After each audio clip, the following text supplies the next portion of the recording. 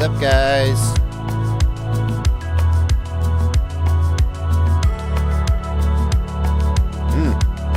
I'm just gonna sit here and enjoy this music.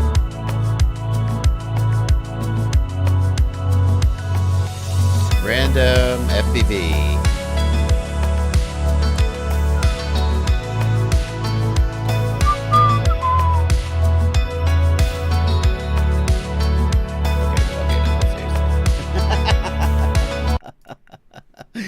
Hello, everybody. Hello, it's Sunday afternoon. What up? What up, chat? How's that stream going? How's that stream going? How's the stream looking? You're sounding good? How's it sound? Yeah. You guys think that music is there for your enjoyment? I mean, it's okay music, but mostly it's there so I can actually... This is a pro streamer tip, is you have like a pre-recorded intro that you use that then when you start playing the intro, you can kind of like check your stream and make sure everything's legit and it's okay. So, you know, hey, I'm turning into a pro streamer. It is Sunday afternoon. It's Sunday afternoon for me, but this is my Europe stream. So I'll be drinking red wine. No, I'm drinking coffee today. It's 1 o'clock, but this is my first cup of coffee of the day because I've got a newborn baby. And life will never be the same. No, it's all good. It's all good. It's our, for those who didn't know, I brought home my family brought home a baby from the hospital last week, 2 weeks ago. Mom and baby are doing great. It's actually our second. I don't make a big deal out of my family, you know, just kind of try to talk about quadcopters, but a lot of people didn't know I have a son. He was in one of my vlogs. So I have a 7-year-old son and now a 2-week-old baby. So you figure that timing out, and you'll start to understand why I bought a Mustang a couple months ago. Anyway. Mark Frank, why Europe and red wine? I don't know. I just assume that Europeans drink wine, right? That's what they do, right? I don't know a lot about Europe. I've been to Europe a couple times. It's good. It's good. Hello, chat. Hello, chat. Here's the deal. Let me just make sure you guys know what the deal is, in case you're a little unclear. What? There we go. Okay. Get rid of that for a second. So here's the window that I'm looking at while I'm streaming, and right here is your comments. Hello, here are your comments, and I'm going to be trying to answer as many of your freaking questions as I can, which is, as fast as the stream goes by, is, you know, like 2% of them, but I do my best. Down here are the super chats, and a super chat, you click this little dollar symbol here, you throw a couple bucks at my face, and your question gets pulled out into the super chat, and I definitely those, like, I'm guaranteed to notice those, right, obviously. So, it's just a little way you can show support if you like. And over here on the left is my Discord server. Hello, Discord. What? I saw this QT in chat. What was it? Chat question. Yeah. Okay. So, questions already coming in. That's my Discord server. You get access to the Discord server by becoming a patron. Link to my Patreon down in the video description. You can subscribe at $2 a month or more, and you get access to the Discord server. So I'll be answering questions from all of these places for about 2 hours. So, and we're going to start. We're going to start with SB Chevy 3 Tiny Hawk Won't Save VTX channel. The first thing I would do, SB Chevy 3, if you've got a Tiny Hawk that's not saving the video transmitter channel, is go into the OSD menu, go Features, VTX SA. In other words, the Smart Audio menu, and try to configure the VTX in the Smart Audio menu. Whenever your VTX is giving you trouble, having Smart Audio working so that you can see, because Smart Audio is bi-directional, so you can actually see at the top of the Smart Audio menu what channel the VTX thinks it's on. Then the other thing to say is a lot of times people will change the setting in the Tiny Hawk, and then they'll just do save and exit. You got to hit set. So in the VTX SA menu, there's an option set, and that will lock in your setting, okay? The final thing to keep in mind is that the Emacs video transmitters come locked from the factory. There are some channels that, well, it's actually really confusing what they do. If you try and put an Emacs video transmitter like the Tiny Hawk or the Baby Hawk SE or any of those onto a locked channel, it will go onto the channel, but it just won't transmit. So you're like, then you just think your video transmitter's broken. And if you have been relying on the smart audio menu in the OSD to change channel, now you can't because you don't have video signal. Emacs, quit it. That's ridiculous. If you're going to lock the channel out, just don't go to the channel. Don't go to the channel and then not transmit and make everybody think their VTX is broken. So my best guess is why SB Chevy 3 as to why your Tiny Hawk isn't saving channel is that you got to hit the set command and then save and exit, not just save and exit. And we're off. Hello from Augsburg, Germany. I like Germany. I do. I feel like when I'm in Germany, I feel a sort of not a kinship, that's presumptuous, but I dig the way Germany is like. I dig it. Germany is very organized. It's orderly. It's like all the shit's where it's supposed to be. I get that. I don't feel, I'd like to think that, I'd like to think that if I were to like move to Germany, I'd like fit right in, but I probably wouldn't. I'd probably just be an American. But when I'm in Germany, I'm like, yes, this is okay. I like what's going on here. I don't know. I like nothing against, I like all the places I've been in Europe, but I don't know. There you go. I've just insulted all the other European countries now.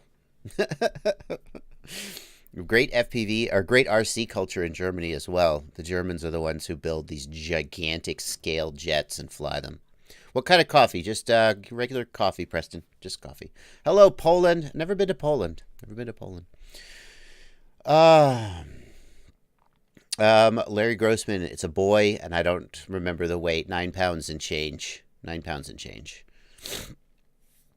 Drone Junkies UK wants to know any thoughts on Betaflight 401. So Betaflight 4.0, here's the thing about Betaflight is it's always a challenge for the Betaflight devs to come up with default PIDs and default filters that fly great, but that also don't make your quad flip out. And with Betaflight 4.0, the devs didn't quite get it right. They were a little too aggressive on the performance side and not conservative enough on the not making your quad flip out side.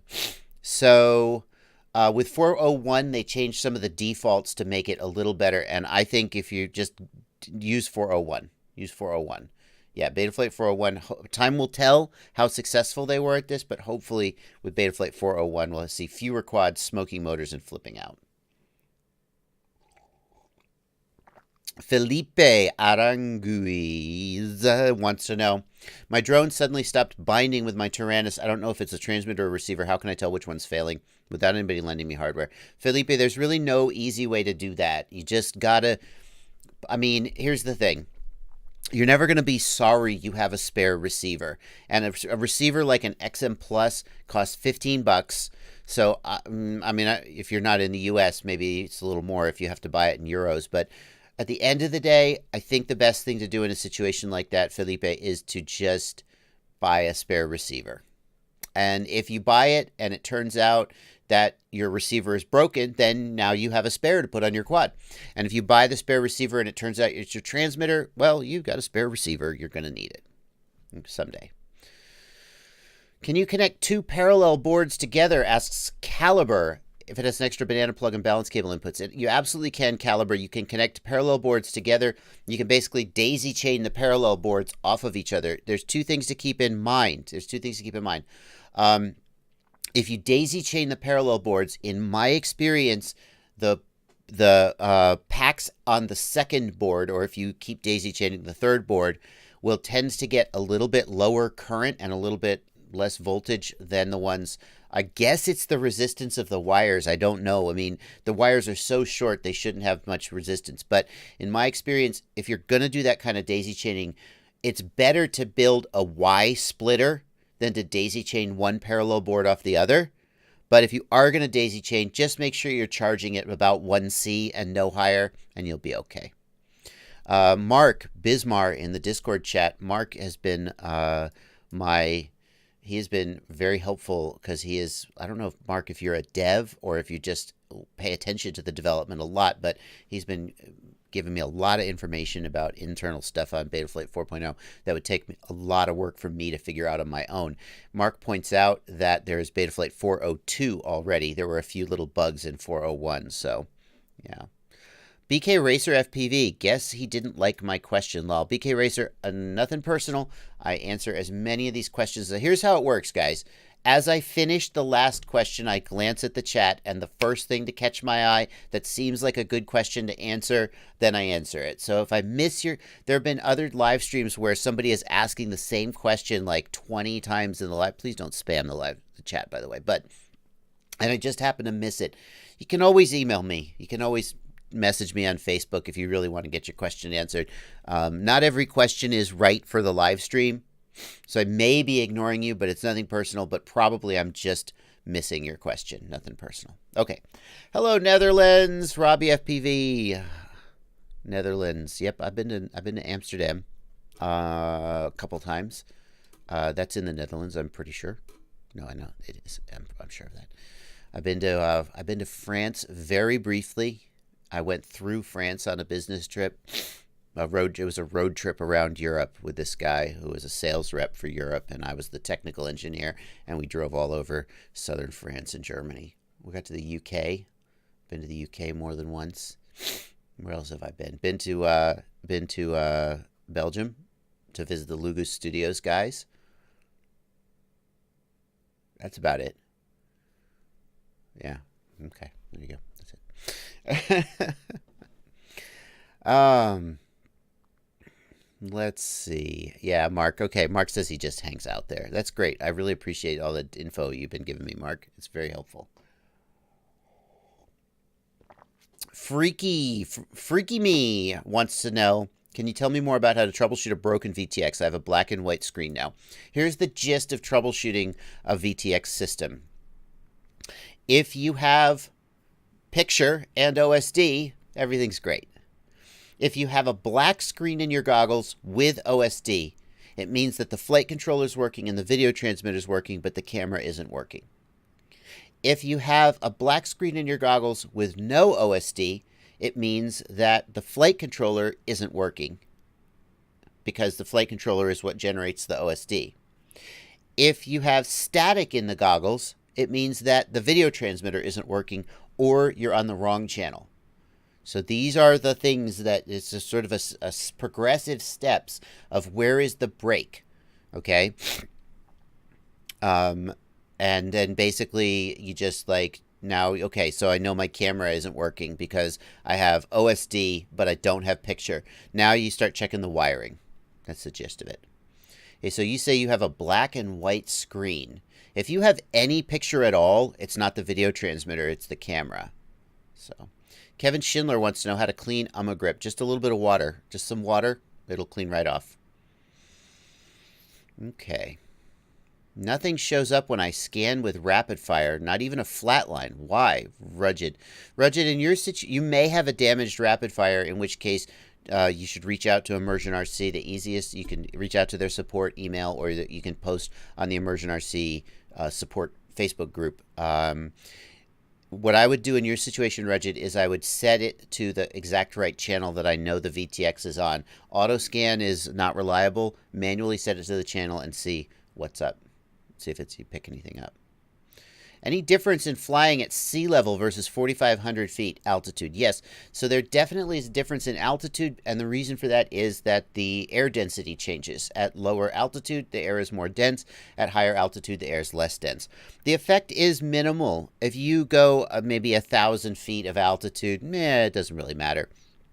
But if you go from Miami, Florida to Denver, Colorado, sorry, Europeans, you don't 10,000, 12,000 feet above sea level, versus sea level, then you're going to see a noticeable difference. It's essentially as if your PIDs get lower when you go to higher altitude, and it's essentially as if your props are lower pitch. So when Stingy and Tommy went to Mexico with Wara FPV, they noticed that all these guys in Mexico, and they were at a central Mexico, a high altitude place. I don't remember exactly where they were.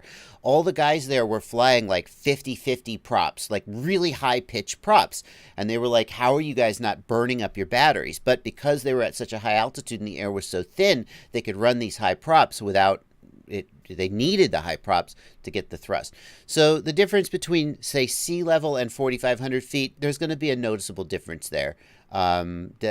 Just a few hundred or 1,000 feet, probably not as much of a noticeable difference.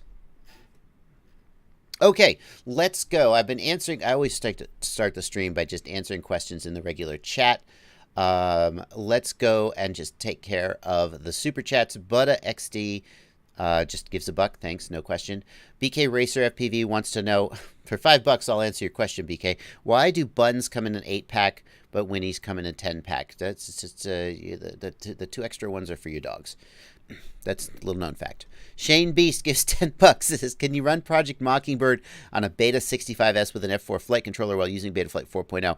Do you know where I would get the CLI dump? Shane Beast, that sounds like a really specific combination.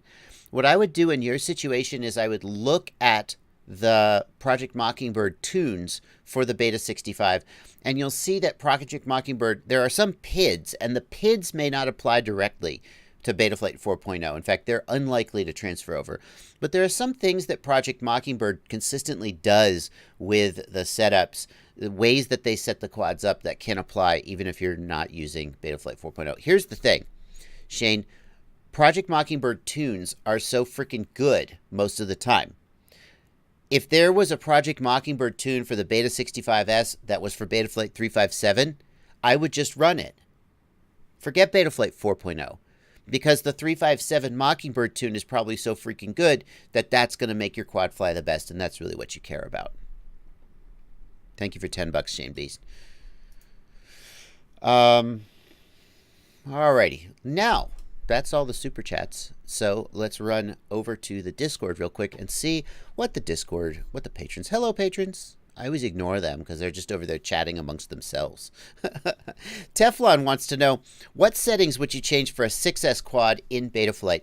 Teflon, in general, when you go to 6S, first of all, if you go from 4S 2500 kV to 6S, say 1700 kV, the RPM at the motor is about the same, and the handling is about the same.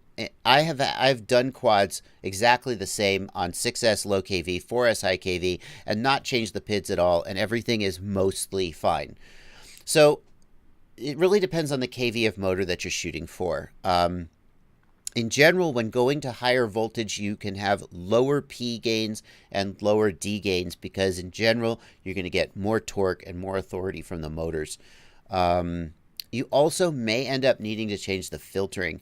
I've seen some examples of 6S low kV where something about the higher voltage is causing the motors, you're just getting a little bit more video noise maybe, and need just a little more filtering on 6S. In general, though, assuming you're lowering the kV of the motors, which is what most people today are doing, you don't really need to change the settings very much at all. The PID tune is roughly the same. Let's see. New One wants to know over in the YouTube chat, what happened to my high KV 6S build? New One, funny you asked that.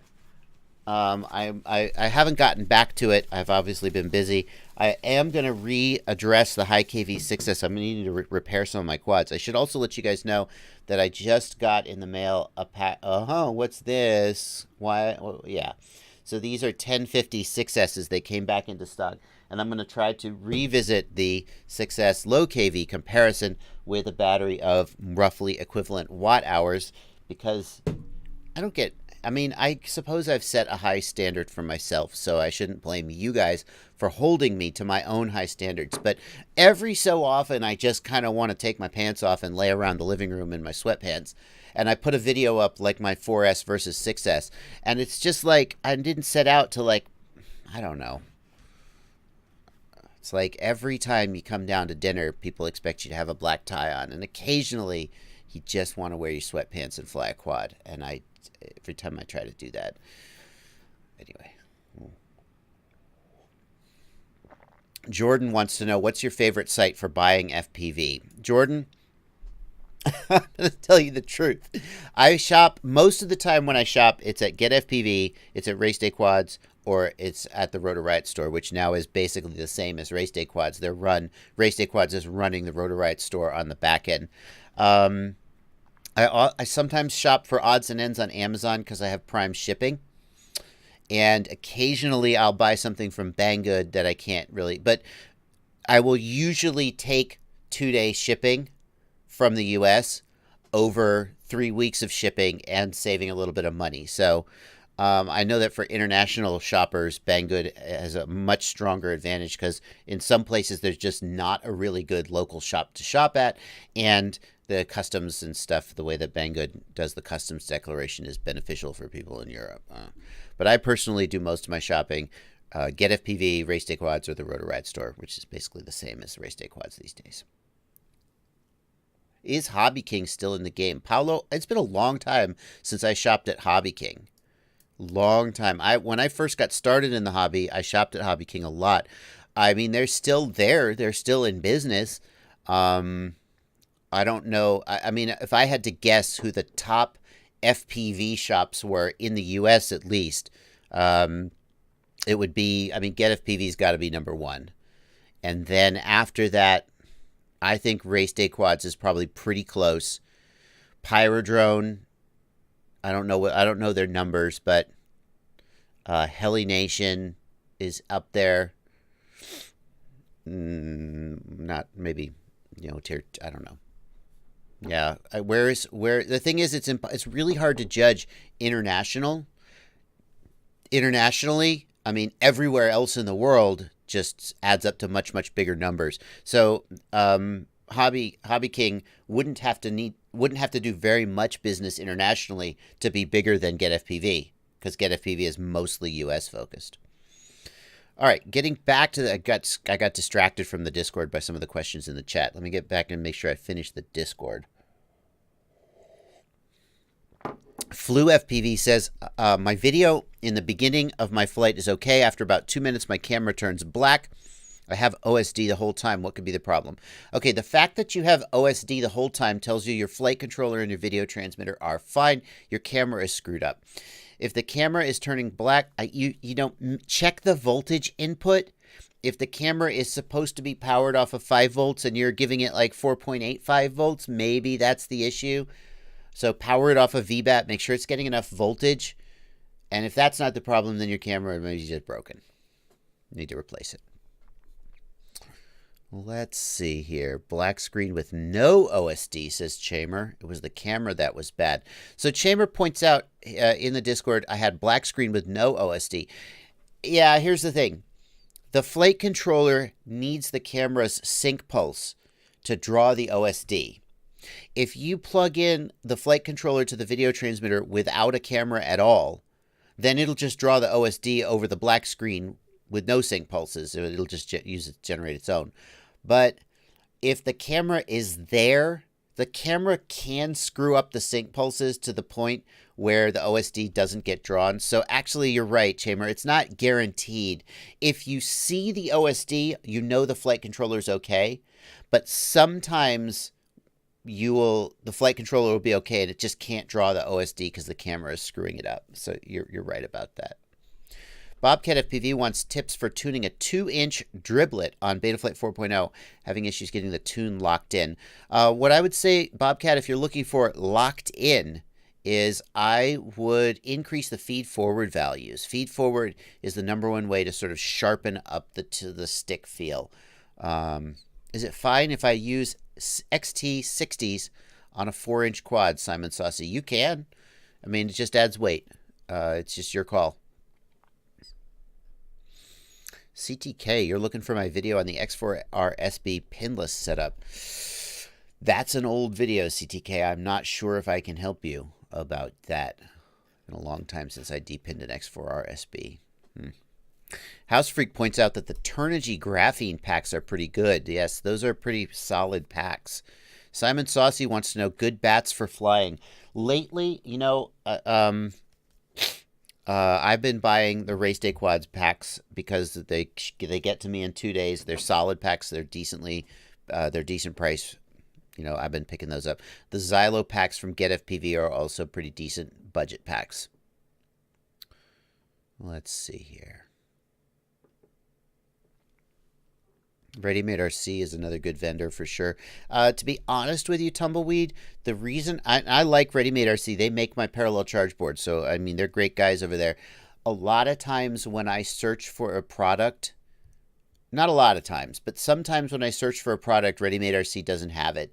Ready Made RC seems to focus a little more on like the wing side, the fixed wing side, and not quite as hardcore into the FPV side. And so they're not usually the first place I look for an FPV product, but it's just me.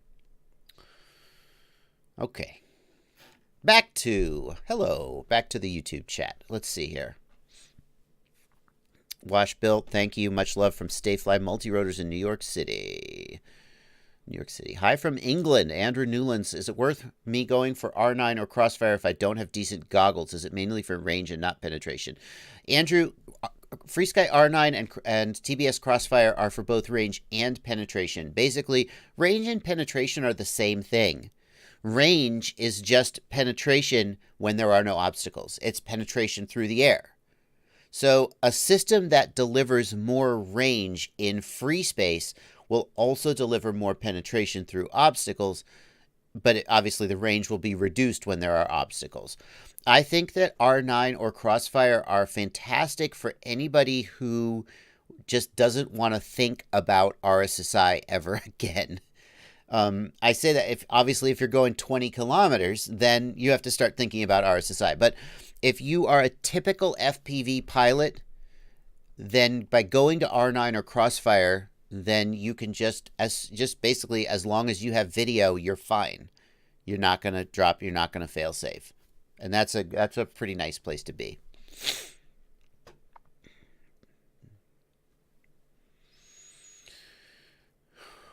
Controller Man Dan says, what happens when you get black screen mid-flight, but then it works okay the next flight? So what I would be looking for in that situation, Dan, is when it goes black, does it come back? Like, do you see the camera splash screen, the run cam logo or whatever? That's the kind of thing I'd be looking for. Black screen tells you your video transmitter is working, though. So it's the camera or flight controller that's having the issue. Phil Severino wants to know where the all modes on one channel video is. And you guys, I love... Hello? What? There you go. OBS took a second to figure out where the screen was. Hang on a second. Let me just get rid of this. I don't need to have that running in the background. Hello? Okay. There we go. So you can always just search for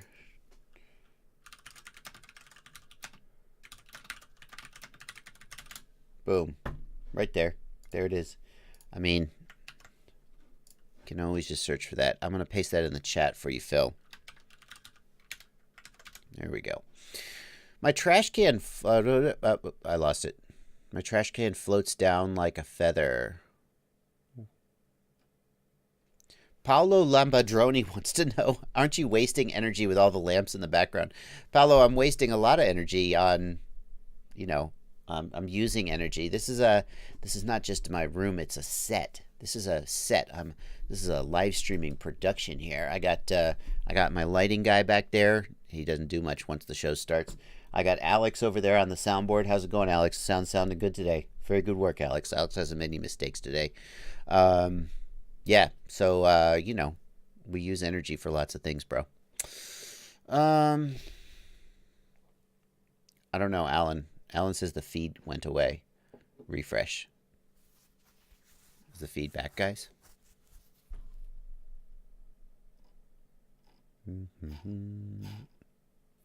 Oh, you are. No, that's me. That's my mistake, guys. Hello.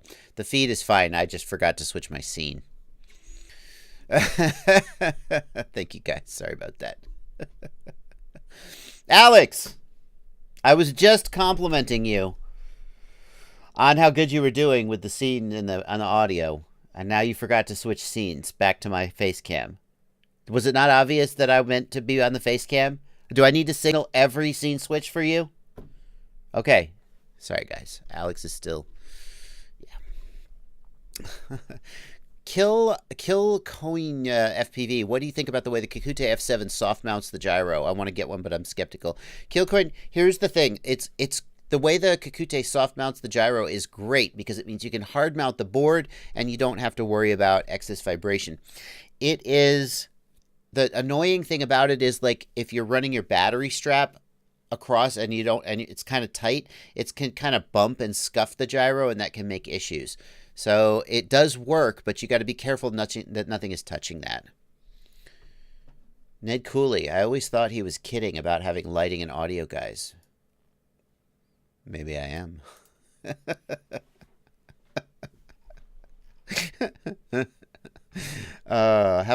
Joe Corneliuson wants to know if I've ever been to Denmark. I have not. What's my opinion on LaForge V4 versus Rapid Fire?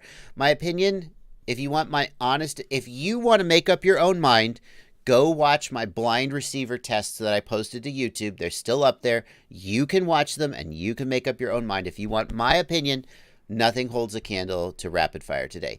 Other things get close, and I could see the argument that for the price difference, it's not worth it. You could go, LaForge is good enough. It's pretty good. It is. True DX is pretty good. Owl RC, pretty good. They're all pretty good. The difference between like Rapid Fire and these guys, it's like from 0 to like 85% or 75 or 85%. That's where you get with something like a $50 module, like a RX 5808 or an Achilles or something. And then from 85% to 90 and 95%, that's hard. That's what Rapid Fire gets you. Rapid Fire isn't going to like double the range of another module.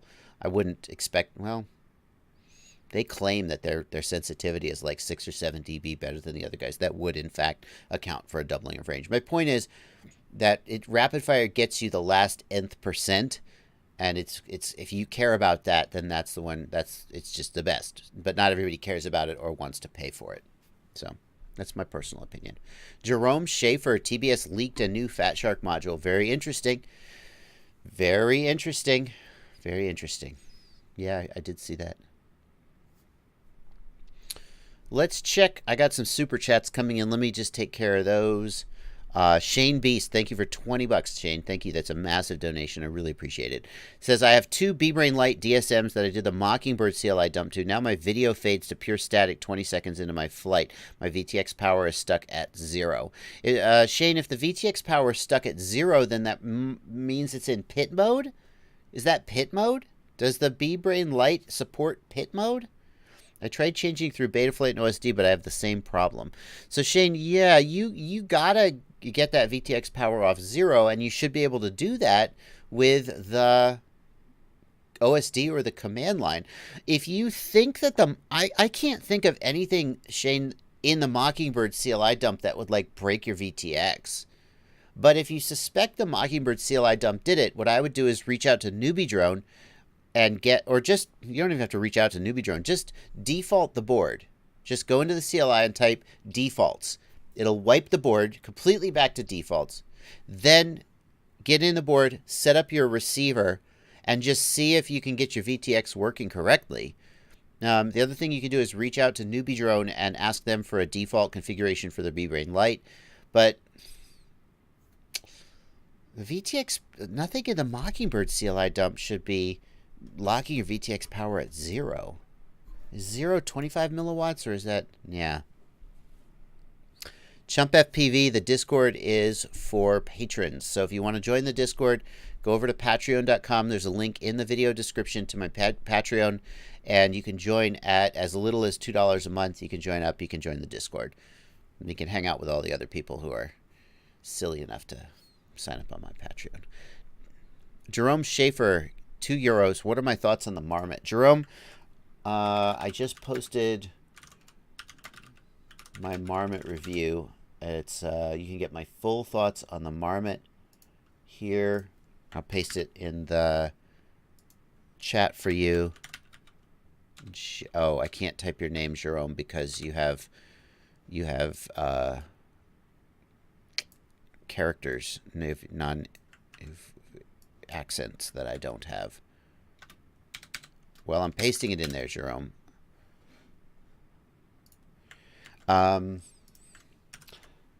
My thoughts on the marmot. Here's my personal thoughts on the marmot. I love the design of the marmot. No problem, dude. There it is. I can't type that E or that O, and it's not auto completing it for me.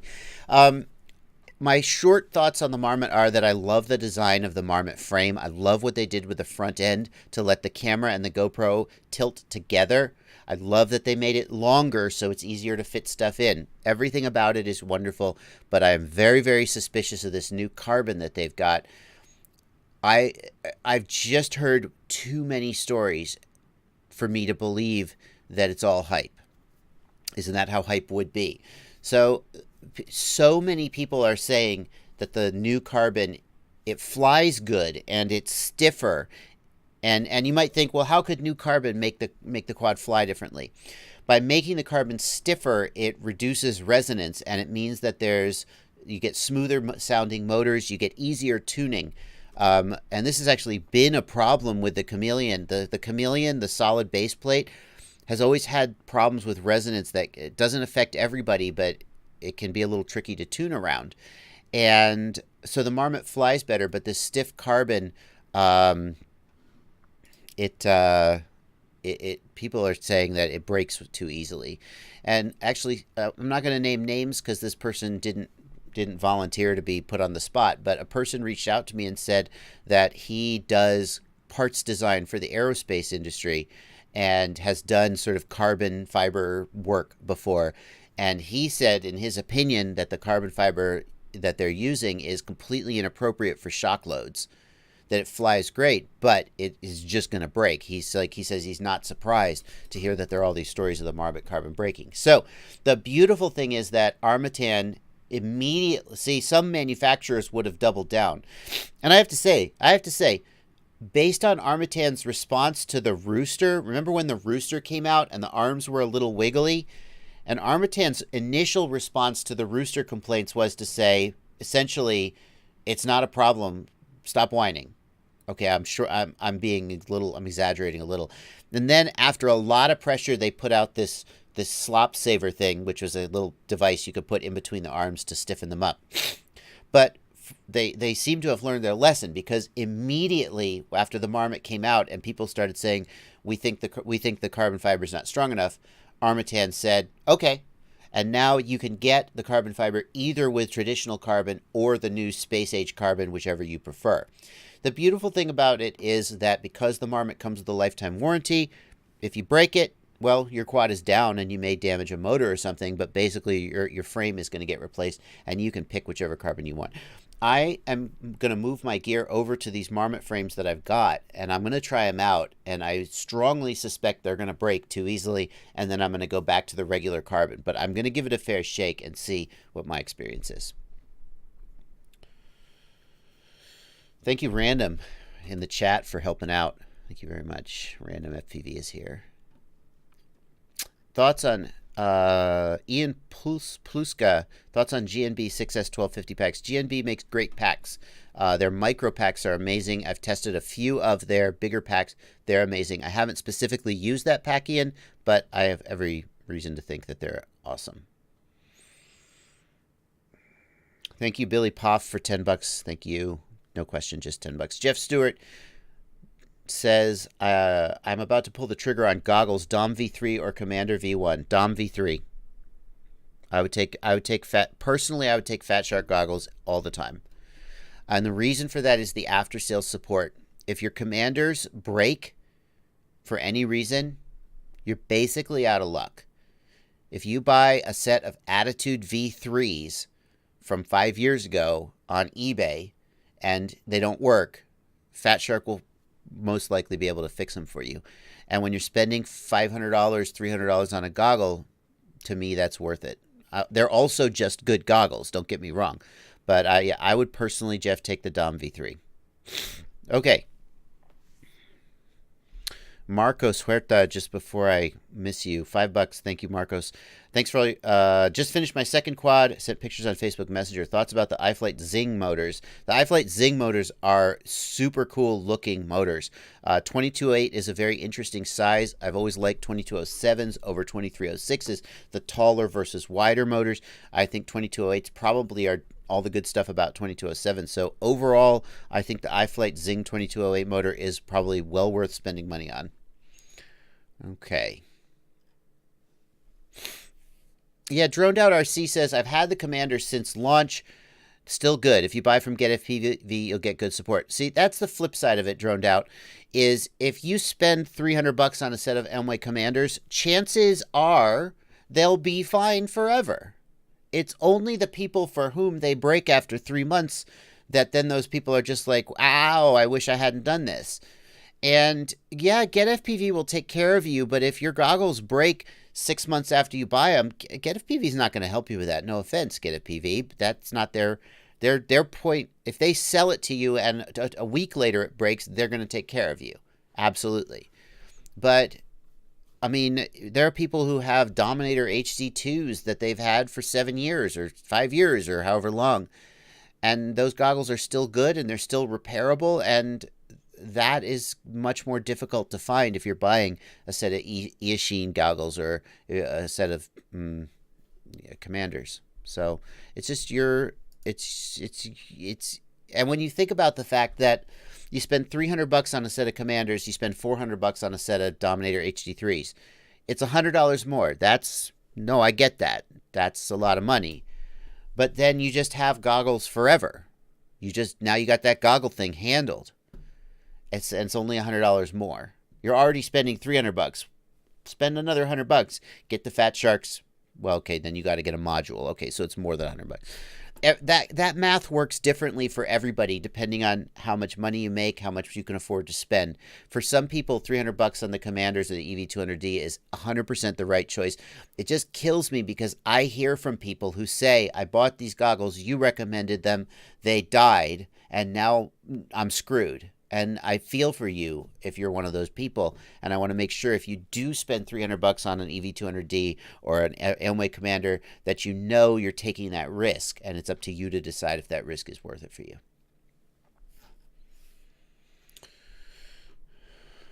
Anovia wants to know why I don't make a review about the TrueD 2.4 gigahertz. Everybody uses Crossfire, so 2.4 gig should be free to use. That's not actually true, Anovia. A lot of people don't use. A lot of people still use 2.4 gig control. The thing is, most people fly 5 gig video. I'm just not that interested in 2.4 gig video. That's just not where my head's at. There are so many good products out there. I can't review them all. Clay09, my Commanders broke after 2 months. Used them like 10 times, never got support. Ended up buying Fat Sharks anyway. I hate Amway. And Clay is not alone. There are a lot of people who are 100% happy with their Commanders. I'm not trying to like shit on Amway here. They are putting out a product at a certain price point that is the right product for some people. But that's what you don't want to be in that situation. Because Clay spent $300 on his Commanders, and now they don't work. And then he spent $400 on Fat Sharks, and then that $300 you spent on the Commanders is just gone. And that is not going to happen. And I realize I don't want to sound like I'm shilling for Fat Shark here. I just have gotten to the point where I feel like Fat Shark doesn't get the credit they deserve. People think all the pros fly Fat Shark because they're sponsored and they're shills, and that's not... There's a tiny bit of truth to that, but not as much as you think. A lot of the pros buy Fat Sharks. And one of the reasons is Fat Shark has a service center in the United States, in Asia, and in Europe. A local address. You can mail your goggles to it. They will fix them. They will send them back to you. That is not true for anybody else who makes goggles. So when you spend $400 on a set of Fat Sharks, you are never going to be out that money. You may have to get the goggle. You have to buy, if you burn the optics, then you're going to have to buy a new set of optics. But there you go. Okay.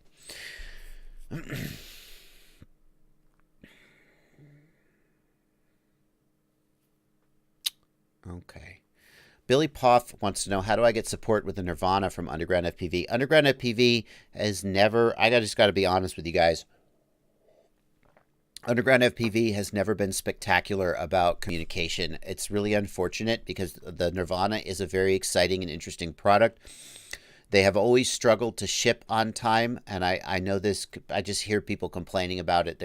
They comment on my video, where's my tracking number? I paid you money, and their support, I think, has never been the best, because again, whenever I mention Underground FPV, the comments just fill up with people who are like, can you please get my email answered?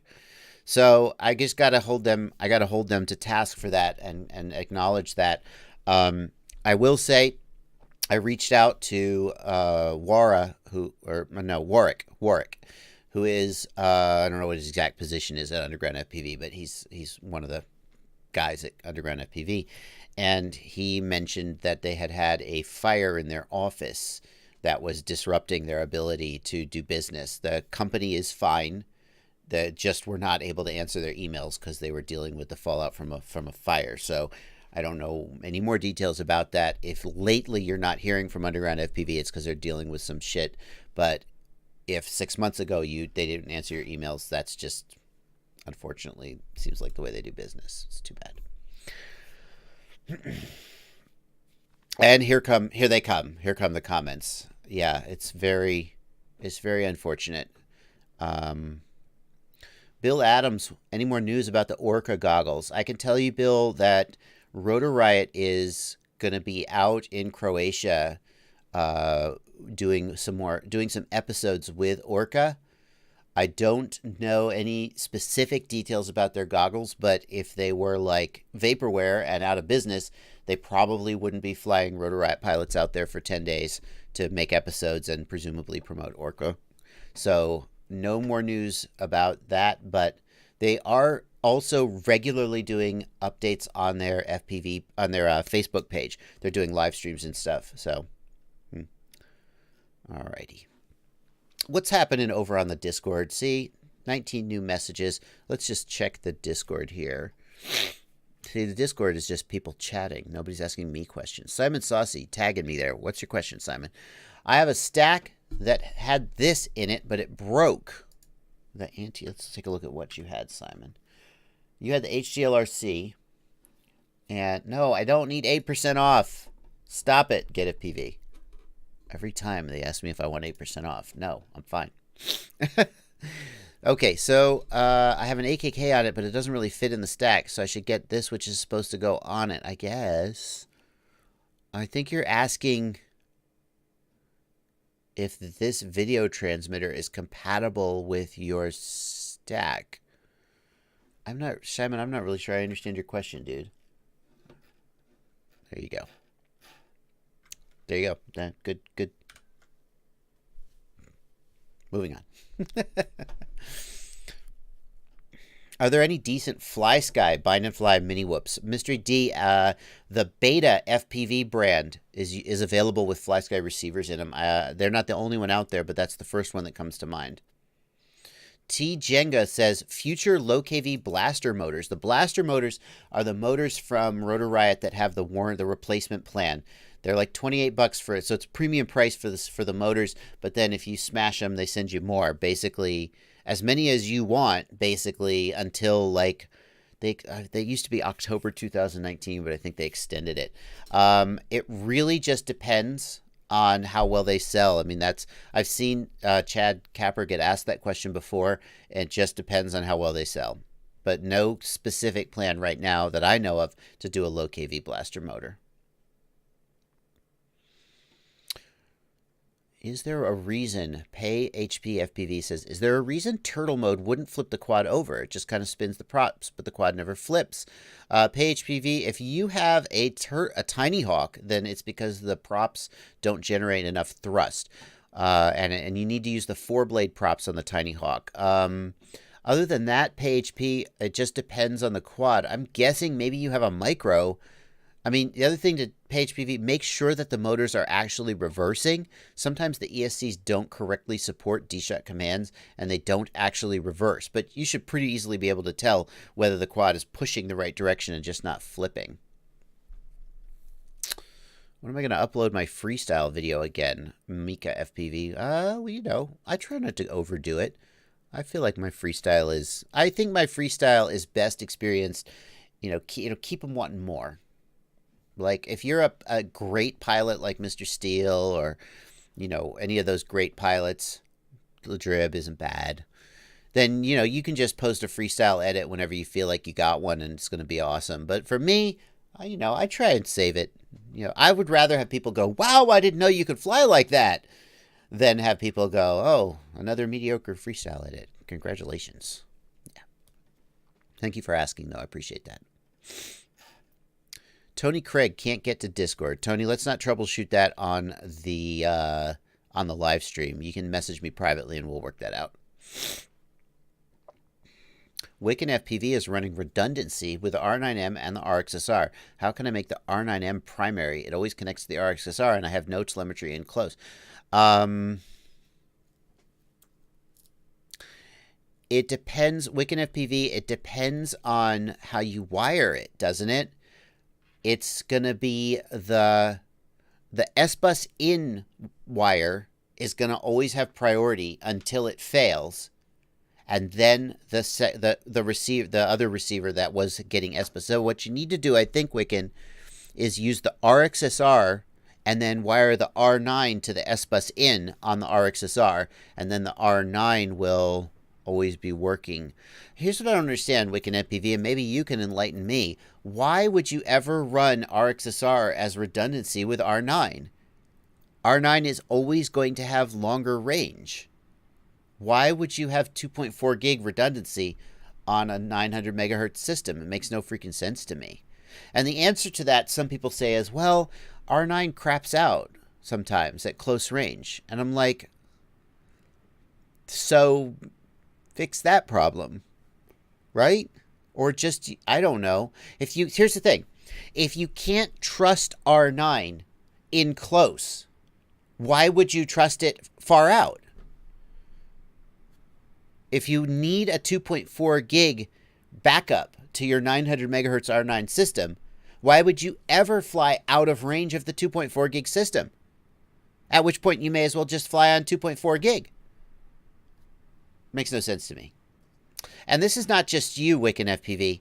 This is not just you, Wiccan FPV. This goes for FreeSky. FreeSky is putting out a radio with built-in 900 megahertz and 2.4 gigahertz. That's clever, I guess. That's nice. But, I mean, if you're flying 900 megahertz, I guess you could get ready to fly with 2.4 gig. Okay.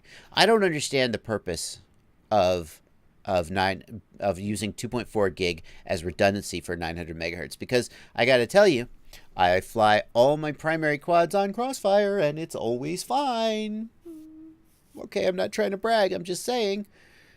Okay. Tommy says, nobody buy the Jumper T12, big binding issues. Care to elaborate, Tommy? Care to elaborate there, dude?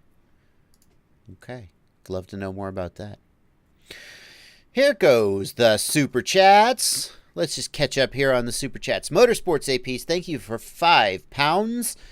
About to start using recommended capacitors in my builds. Having no experience with them, do you have any tips? Motorsports APs, make sure that the voltage is high enough. For 4S, 25 volts is fine. For 5S and 6S, 35 volts is acceptable. 50 volts is better for 6S, but the caps get pretty big. And then make sure that you use low ESR caps. In general, if it's 105 degrees rated, it's a little hard to get the ESR rating for the cap sometimes, but in general, if the cap is rated for 105 degrees temperature, which is always just stamped on the side of the cap, the temperature rating, then it's a low ESR. And make sure you put the darn thing on the right way around. There's a big stripe down one side with negative signs in it. That's the negative leg. If you put them on the wrong way around, they will pop and spit fire. T Jenga, $3. Thanks for all the knowledge you share. Thank you. Mom P87 gives 50 Norwegian kroner. I have a picture in my head of what a kroner looks like, and it's like a big solid metal coin, and like a Viking is giving them to me. Sorry, Sweden. Only thing I know about Sweden is David Windestål. So he's got the luxurious beard, and he has a rocket knife, and then I think about kroner, and I'm sure it's just money, right? It's probably just dollar bills, but 50 kroner. Appreciate everything you do, Josh. No questions today. Thanks, Samam P. Torleif Haugland. See? If a man named Torleif Haugland gives you 20 kroner, you just feel like you've had an experience. Okay. Buichi FPV, thank you for 5 CHF, whatever those are. And it's your birthday. Happy birthday, dude. You got is my freestyle quad. Thank you. Slinky FPV, any more battery testing? Thoughts on drone meshes open projects? Slinky FPV, I will talk to you about battery testing. So I have to always start my comments about battery testing with an apology for the fact that I haven't done enough battery testing. A lot of people donated money for me to get this big. Some of you guys have no idea what I'm talking about. It's been so long since I did a battery test. They donated money for me to get a battery test machine, and I haven't done the testing. I have been trying to hire someone to do the testing for me because I just don't have the spare time to do it. I have come to the realization that I'm too busy making videos and testing other things, and I need to hire someone. And the problem is that I'm terrible at that. I'm great at making videos and testing stuff, and I'm just not good. So instead of I actually found someone local. He has the equipment. He's going to start working with it. The goal, as always, is to really get the tests rolling. I want you guys to know I'm still working on that. The guy I gave it to, his name is Michael Schneider. He actually had a YouTube channel about a year ago where he was doing some battery testing the same as me using a similar load. And I'm hoping to bring him up to speed and get him doing it. Now I've put him on the spot by putting his name out there. But he's going to be doing the testing. I do want to get that back up and rolling. The other stumbling block has been trying to get a website made where I can present the results. And to be honest with you guys, it's been just a management, because I'm bad at managing projects like this. I acknowledge that. It's been a nightmare for me to try to get it managed, and I'm just like, you know what? I'm just going to put up a freaking Excel spreadsheet on Google Drive and present the results that way. So I am working on that, but there's nothing to say at this exact moment about battery testing. So, and I realized that that's the same thing I said 2 months ago. 2 months ago, I said, I'm trying to get somebody hired to do this. That was true. I hadn't found anybody. And the website was, anyway, I'm basic, especially with the new kid in the house. I'm just shedding things that I haven't been able to do. And I've been like, oh, I need to do this. And I'm just like, forget it. The website, battery test website, forget it. I just want to do the things I can do and not try to do things I can't do. Anyway, there you go.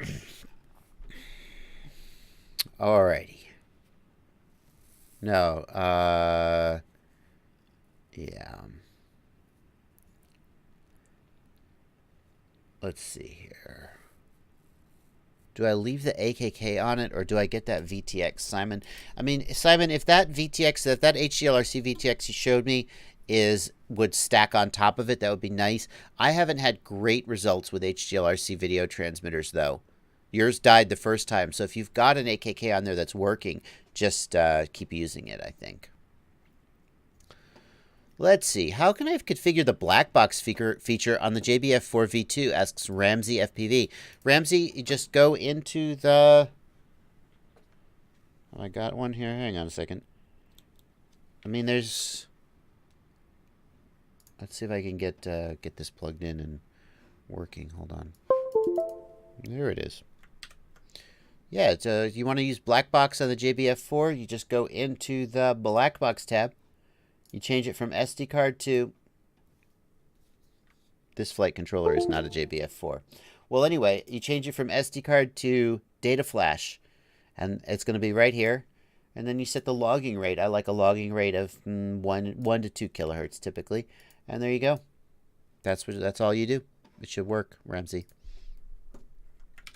PayHPFPV says I'm only able to discover the RSSI sensor for telemetry. I can't bring up anything else. PayHPV, if you go in your Tyrannus and you do discover sensors and you only find the RSSI sensor, then it means that telemetry is not coming from the flight controller. Okay? The telemetry is not coming from the flight controller. So you need to get telemetry working on the flight controller. Yeah. Nylon or metal screws for the flight controller bounce back. Lately, I've been using metal screws. They're a little more likely to damage the flight controller and electronics, but they never break. Unlike the nylons, which will break in the middle of a flight session, and then your flight controller will be flapping around. Craig Haig. Super chat's not working for me. Craig, I'm sorry. You're going to have to sort that out with Google, but I appreciate your desire to pay me.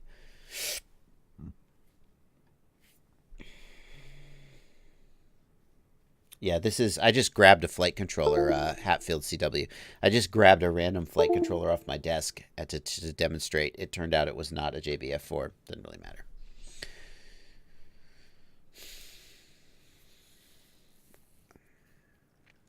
Crossfire or R9M, Anovia? Anovia, I think as of today, if you have the money for Crossfire, Crossfire is a more reliable and better system. It's hard to judge that for sure because people say, I had fail-safes at 200 feet with R9, and it turns out their antenna was screwed up or something. I feel, and that same thing happens with Crossfire. So I feel like Crossfire is a little bit more of a foolproof system, especially because Crossfire is so easy to update the firmware on. You just plug the module into your computer, you update the firmware on the module. It's easy. You just hit flash on the TBS agent, and then it updates the firmware over the air to the receivers and just makes sure that everything is exactly how it needs to be. Whereas with R9, flashing the receivers is a hassle. That's going to change because FreeSky, the new access protocol from FreeSky, is going to have over-the-air firmware updates, and it's supposed to be possible to flash the access firmware to all your old receivers. So if FreeSky delivers on the access protocol, they will go a long way to close the gap with Crossfire in terms of the convenience features. But today, I gotta say, I mean, I think Crossfire edges out R9 in terms of sort of just overall quality. That being said, a lot of people are flying R9. They saved a lot of money, and they're having a great experience. Personally, I have one quad that's running R9 still, and I've never fail-safed with it. I've had no problems with it at all. If I had spent $40 on an R9 module and a receiver compared to like a lot more than that for a Crossfire, I would be happy with this one experience. I think if you're looking for just a little better range and penetration and you're not really doing long distance and you feel like you want to save a little bit of money, R9 is an okay choice. But I do think Crossfire is better. MC's Creations wants to know in the super chat 10 reais, I think. Yes, you're in Brazil, MC. I think you are. Those are Brazilian reais. Reais. Didn't think I would know how to pronounce that, did you? I was close. What about soft mounting motors, Joshua? Is it still worth it? Would it help tuning a Chameleon? Thanks for everything. Soft mounting motors became a big thing a while back when Johnny FPV made a video saying that soft mounted motors was the secret to the perfect flying quad. And I've never been able to tell whether Johnny was just trolling us all. I made a video comparing soft mounted motors to not soft mounted motors, and I said that soft mounting does make a difference in the gyro traces. It does. But a lot of people have noticed that I don't soft mount any of my builds. And I think that soft mounting motors it's just kind of a hassle unless you have like a 3D printer and you can easily 3D print those TPU bumpers or something. It's just a hassle and it's not worth it. But if you have a Chameleon that has resonance issues, maybe soft mounting motors is a place to go with that. So there you go. MC's Creations way back when. Hang on. I'm sticking on my chair. Sorry. Got that cool leather gaming chair. Let me see if I can find you guys. Hang on. You guys are going to love this.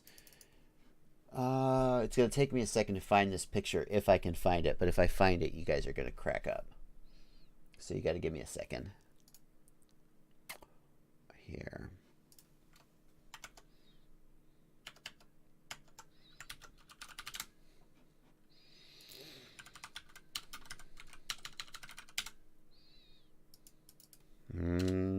This is going to be a tough one. I'm not going to take too long, but I am going to just try to find this for you guys.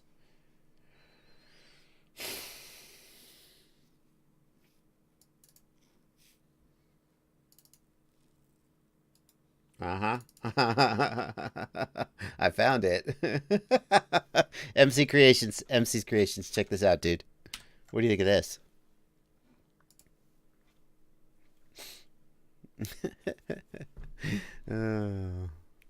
Yeah, way back when, I in college I did capoeira for a while. That's how I know how to pronounce the reais and a few other Portuguese words. FPV Greybush. It hasn't been a while since I live streamed. I live streamed last weekend, but then I had a baby, so I did take 1 week off. Yeah, I know. What is this? What is this? This is me with my bear and bow. Back when I used to do capoeira. Years ago. Long time ago. All right, enough of that. There's a little treat for you guys.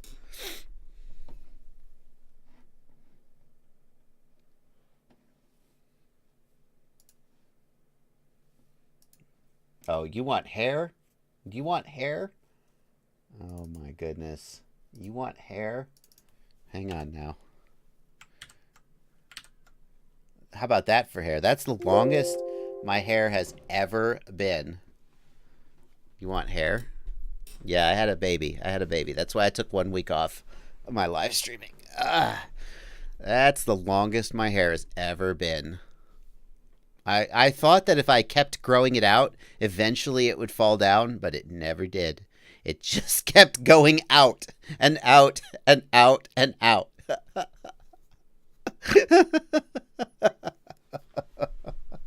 Anyway, good stuff.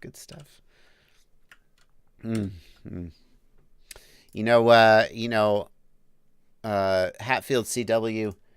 Actually, at that time, the only martial art I had ever taken was capoeira, which is fun martial art, but not exactly, well, it's debatable how practical it was. I posted pictures on my, no, I'm not finding them. I posted pictures on my Facebook from when I took jiu-jitsu and so forth. So I actually became much more able to kick butt after that. So anyway, there you go. That was some fun there. Mr. Timsel, somebody built my house in Liftoff. Did I see this? Yeah, Mr. Timsel, I reached out to them and said, do you guys want to model my house? And then I sent them all the reference photos and stuff to let them model my house. I not only saw it, it was my idea. Vicious Vice, yeah, try Brazilian Jiu-Jitsu is really fun. Of all the martial arts you can take, that it's kind of a crapshoot when you go to take a martial art. If you get a good school, if you get a good teacher, then they're going to do a good job teaching you practical application. But it's a bit of a crapshoot. There's a chance you'll end up in a school and their focus won't really be on practical application. And that's, there's other advantages to martial arts that other than just being able to defend yourself. But if what you're looking for is practical application, you're most likely to find it. You're more likely to find it in a Brazilian Jiu-Jitsu school. The culture of BJJ is just so focused on application that I'm sure there are bad BJJ schools out there, but I think your odds are pretty good with BJJ. So definitely give it a try. It's gonna be tough for a while, but you just got to kind of enjoy it. So, okay. Cyclop, if you get the Bardwell F4 flight controller, you do not need a PDB. It's built in. Okay. Is LaForge V2 still supported? Yes. LaForge still exists, max power, and it's supported as far as I know. So we're still talking about Simon Saucy's video transmitter over in the Discord. Hang on one second.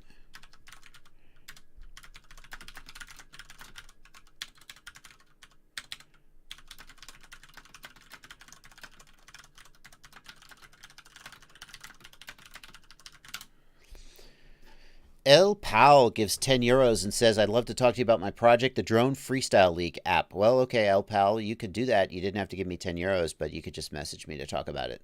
That's fine. But let's not talk about it here on the live stream. Let's talk about it privately. MC's creation. No, we're caught up. We're caught up. Okay.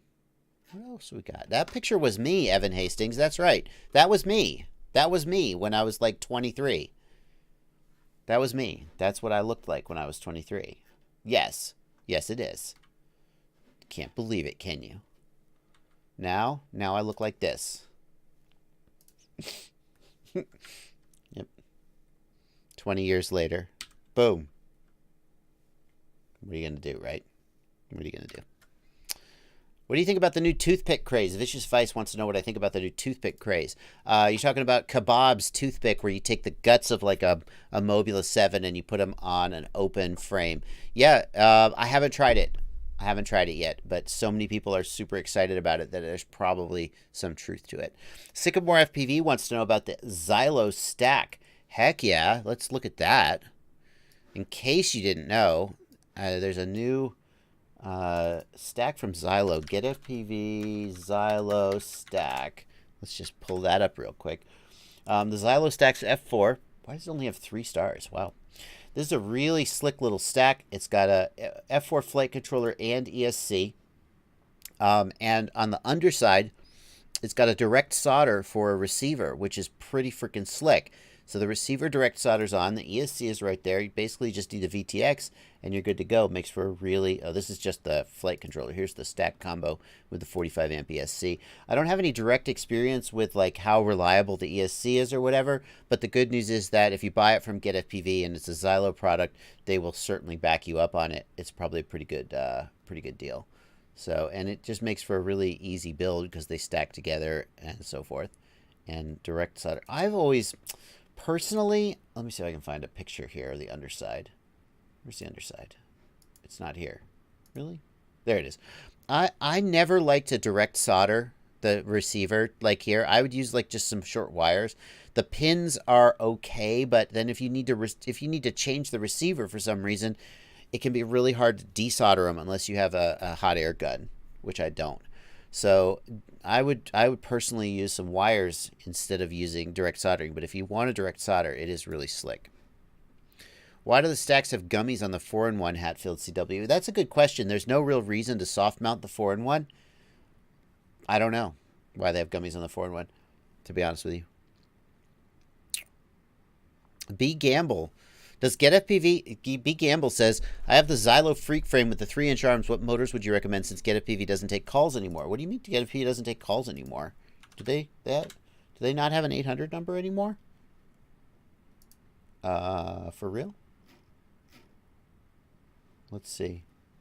Customer service. Phone. Here's a phone number right here. Do they not take calls? What do you mean? Tech support. Customer service days, hours. Leave a message. Call us. No, what are you talking about? They don't take calls anymore. Call them right now. Oh, it's Sunday. They probably... No, they don't take calls on Sunday. I'd call them right now. Jeremiah's Pola. I think Helio is dead. Yes, Helio is dead. Helio technically... I don't know if they're producing hardware anymore. The software they open sourced... I would agree that Helio is dead. Robin FPV, you're wanting to know... Can I answer? Wait a minute. Am I still in the right? Yeah, no. Robin FPV, where's your question? Robin, you got to put your question in the Livestream chat channel on the Discord. That's where I'm looking. You got to put your question on the Livestream chat. I will answer your question. Harsha, good GPS for GPS rescue. Harsha, the one that I use is the Race Day Quads Mini Micro GPS. It really doesn't matter, but here's why I use the Race Day Quads Micro GPS. Because the instructions for how to set it up are like right here. Here, yeah, okay. And the thing is, like getting the baud rate right and stuff, if you just buy a random GPS off of Banggood, it can be a little tricky to get it set up sometimes. And so I just buy this one, and it's good enough. What you want is the M8N. It doesn't need a compass. If it has a compass, your flight controller will need the I2C, the SCA and the SDL pads, which not all flight controllers have. So I just get this one without the compass. If you go to like Banggood and you just type GPS, you can see there's a ton of other ones. See this Bayton BN180, I'm pretty sure it's like the exact same one, just with a different sticker on it. I'm not 100% sure, but you just get any of these, a little the 180 GPS units, it's fine. Any of those will do. Nickel Sticks, is the JBF4 V2 on Banggood real or clone? It is real. A couple of vendors, Race Day Quads and Get FPV, both made this decision independently at about the same time. You'll see my flight controller and my motors on Banggood. They are legit. The reason for that is that shipping from the United States is super expensive. So there's a lot of places where they're like, I'd love to buy your flight controller, I'd love to buy your motors, but it's going to cost me $25 to get it shipped. So by warehousing in Europe and doing distribution through Banggood, the product becomes available to more international people, and that's something we care about.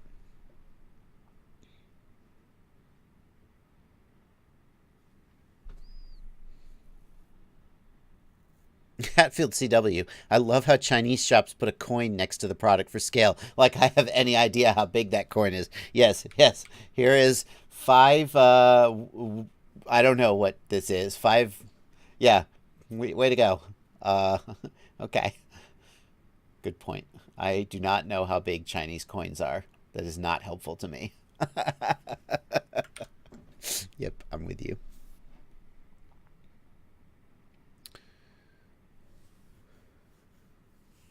Eric Farmer, what's the hotkey used in Chrome to do a site search? Eric Farmer, if you type... So, Eric, if you type the site name and then you press Tab, Chrome searches the site. So you type the site name and press Tab, and then it'll search the site for you with whatever else you type. So you learned something today.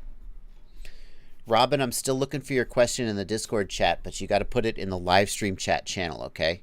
That's where I'm watching. Trimzilla, what's my favorite beer? Ooh, that's tough. That's tough. I don't know. YouTubers use a banana for scale. Bananas aren't the same size either. Stan Rowland, I'm wanting to get into FPV. I have my quad and my controller. I just need goggles. What Fat Sharks do you suggest?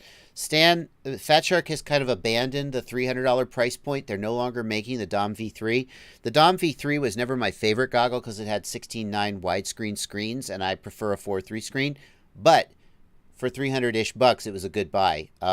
So basically, I would say the HD3 for 400 bucks. That's basically where you got to start with Fat Sharks.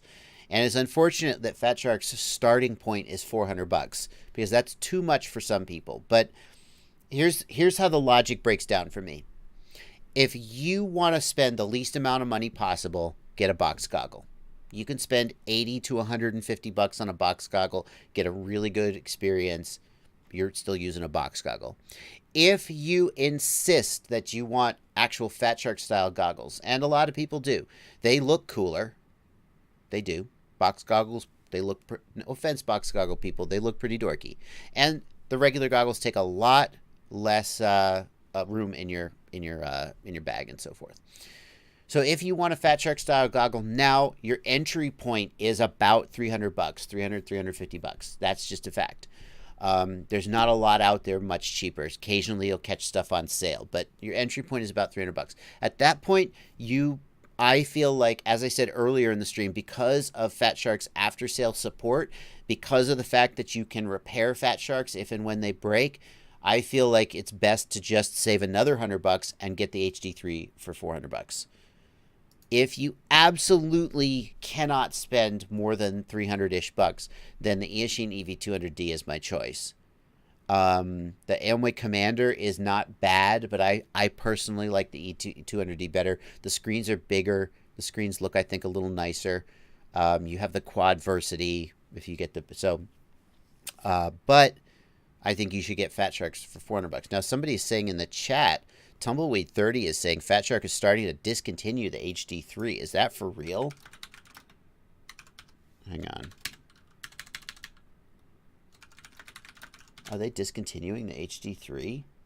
Dominator HD3. Let's look for... Is it marked as... Oh, it's marked as out of stock on GetFPV. Can we find them in sale anywhere? Available from these sellers. Third-party sellers. Is the HD3... Are they just... They must be about to release a new goggle then. They would not discontinue... That would leave only the HDO in their lineup at $500. They must... What are they doing? Fat Shark. So they discontinued the Dom V3 and they abandoned the $300 price point. If they discontinue the HD3, that leaves an interesting question, because that leaves... And I'm not saying they did. Somebody in chat is saying that the HD3 is end of life. I'm not saying that. I don't know if that's true or not. If Fat Shark were to discontinue the HD3, that would mean only the HDO isn't left at the $500 price point. So then if Fat Shark releases a new goggle, what's the price point? Is it a replacement for the HD3 at $400 or $350? Or is it, they're not going to replace the HDO at the $500, but they just released the HDO? Interesting. I don't know. Yeah, MC Creations, the Terminator HD2 was always a limited run. It was a limited run, so...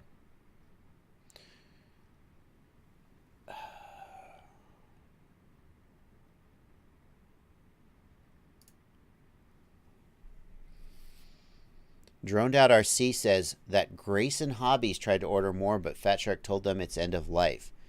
Interesting. They talked about it in their update, so that's the source. Wow. Well, that sounds legit. Anthony Teasdale, rumor, HD4 coming. I have heard rumors. These are pure rumors. So don't say Joshua Bardwell said this is happening. I've heard rumors that Fat Shark has something in the works for the fall time frame. But what could it be? Because they're not going to release a $500 goggle to compete with the HDO. Not with the HDO just coming out last year. I don't buy it. That doesn't seem like something they would do. And it seems like they would be shooting for a lower priced goggle in the $350 or $400 price range, because that's a place they just don't have a fit. But maybe could they go higher than $500? Could they release some super ultra premium to try and compete with Orca? Who knows? I don't know. There you go. Grim says, I just got the HD3s last week, but my module isn't getting any power. The RF switch is on. Make sure that switch is on. Have to do a return on them. Well, Grim, at least Fat Shark will take care of you, or your vendor will take care of you. That's the good news. So bummer that you got a bad one, but unlucky. Tesla Coiler 100 says, what could cause yaw shake in angle mode, but not in acro mode? I don't know. Tesla Coiler, that's a weird one, because when you go to angle mode, the accelerometer manages pitch and roll, but actually the yaw axis is not affected. Yaw is always based purely on the gyro. So switching to angle or acro mode shouldn't affect your yaw axis at all. I wonder if the first thing I would try doing, Tesla Coiler, is reduce the level strength parameter. My guess is that maybe your level strength is too high and it's causing an oscillation, but it seems like it's happening on yaw axis, but maybe it's not. That's the first thing I would do. Joseph Dawson, Orca has announced their price point. I don't remember the exact number, but it was in the high sixes and low sevens, I think, was the number that they announced. Somebody in chat correct me on that. if I'm wrong, but I think they announced in the high 6s, low 7s. Bastian Springer, I keep my throttle very low at launch, but the motors speed up a lot. After about a half second of that, the quad drops down without any reason. But why? Bastian Springer, what's happening, the reason the motors speed up when you arm has to do with the I term. If you've got high I gain, then the motors can, it's called wind up. The motors can wind up. You should be, if the throttle is below min check, in other words, if the throttle is all the way down, the motor shouldn't speed up at all, really. So what I would suggest to you is to leave the throttle all the way down until you're ready to fly. If you arm, then kind of crack the throttle, but don't take off, the quad's going to get a little confused. It's going to be like, are we flying? Why are we touching the ground? Are we flying? Yeah, okay.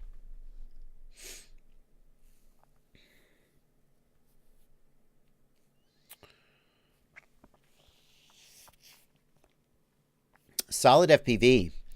I have a Pyro 32 F3 that on BL Heli, it only reads 3 SCs. It won't read number 4. I tried using Betaflight and Flight 1 or Clean Flight, no go. But when I arm, it flies just fine. The reason for that, Solid FPV, is that the motor signal can actually be fairly corrupted and the quad will still fly. But to read the ESC, it basically has to be perfect. Okay? So what you've got is you've got a damaged signal connection to that ESC. So that's why it won't read, but it still flies. The thing is, it's still the data is still corrupted when you try to fly, most likely. It's just like you're not noticing it. So I would check the signal wire, swap the signal wire, from 2 ESCs. And if now number 3 doesn't read, you know that it's the wire. But if you swap the signal wire and number 4 still doesn't read, it's probably the signal output on that on the FC. Let's see here. Any advice for a guy that just got his gear and is getting ready for his first flight next week? Start Swan. Start Swan, if you've been in the Sims, you say you did some Sims to get a feeling for flying.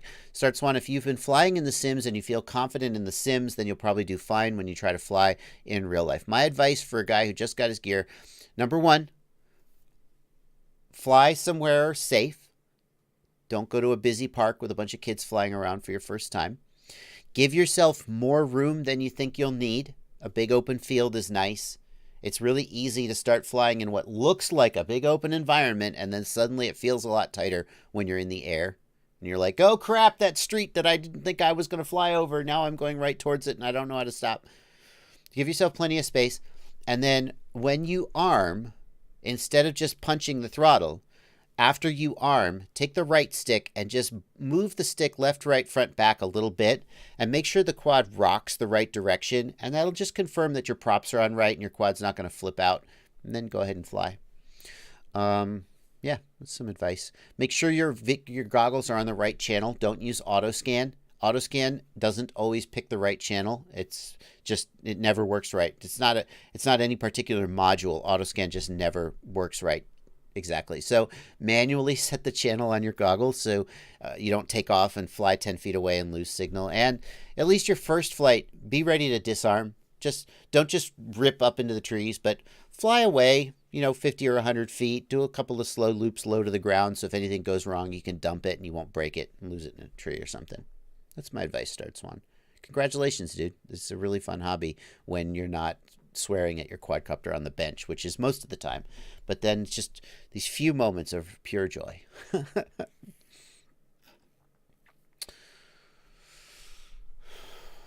Let's see here. Sam Key says, hi, Josh. I have problems binding my QX7 to the Whoop flight controller of the FreeSky XMF3. What can I do other than what's written in the manual? I don't know, Sam. Not much other than what's written in the manual. Make sure that, Sam, if you're having trouble binding, make sure that both the receiver and the flight controller have the same firmware. And if you have one that's EU firmware and one that's FCC firmware, they won't bind. That could be the issue.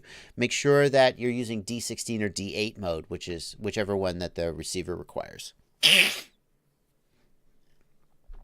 House Freak, thanks for your help in the Discord chat with Simon Saucy's video transmitter. There's just been an ongoing conversation about that. Also, if you want to hear from Grayson Hobby about the Fat Shark HD3 being discontinued, here is a post. This is Grayson Hobby's post, and people are saying at 4:34.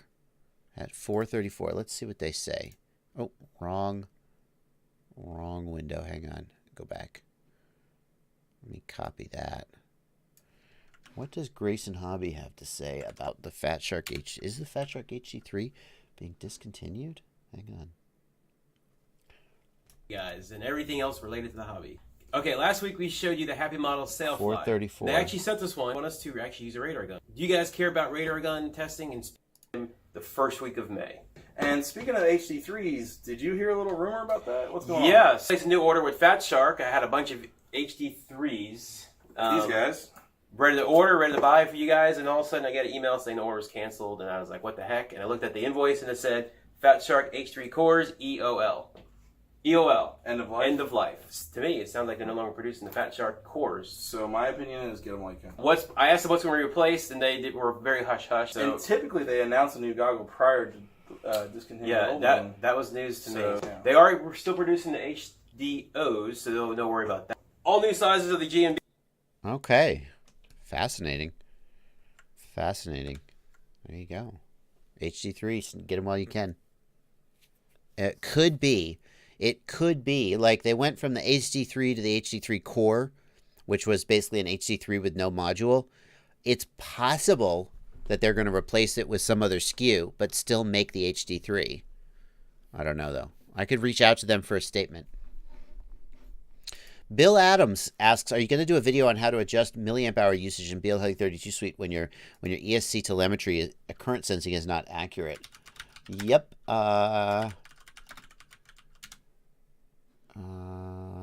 In fact,